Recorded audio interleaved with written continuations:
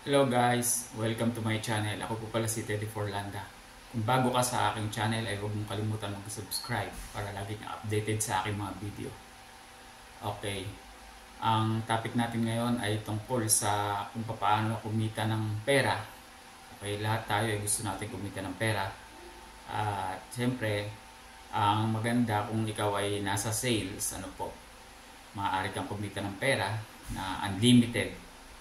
At alam niyo po ba na ang pagkita ng pera halimbawa ay 50,000 at ang pagkita rin ng pera sa halagang 150,000 ay pareho lang ang effort.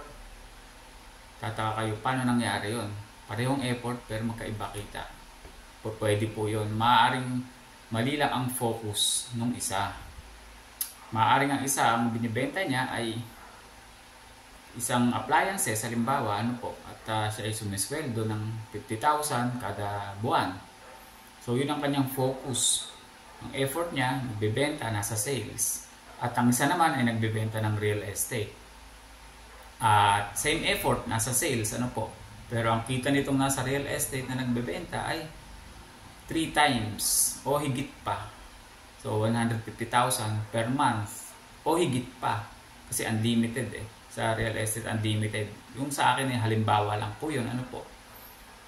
Same focus pero magkaiba sila. Mali yung focus ng isa.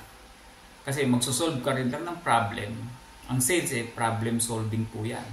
Di po ba? Kung ano yung needs ng mga tao ay pinoprovide natin, sinusolve natin problem nila. So problem solving, mali lang yung pamamaraan ng isa sa pagsosolve ng problem. Kaya mas maganda kung magsusolve ka ng problem, yung mas malaki na para yung effort mo at yung income mo ay mas malaki din. Same effort, sales, pero magkaibang focus. So ang focus ng isa ay sa appliances, ang isa naman ay sa real estate. So malaking pagkakaiba. Pero ang effort nila everyday, ang ginagawa ay halos similar.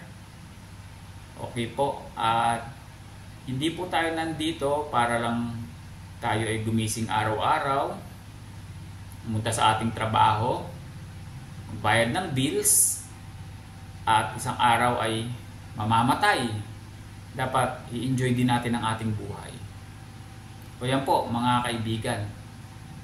At kayo, saan po ba kayo dito sa dalawa? Kung kayo ay nasa sales o kung wala kayo sa sales, baka maaari kung gusto nyo i-consider ang sales ay napakaganda po at napakalaki ng opportunity sa sales na ang ceiling pagdating sa income ay unlimited.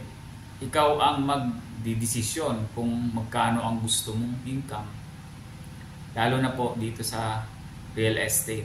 So yan, sana po ay may natutunan kayo.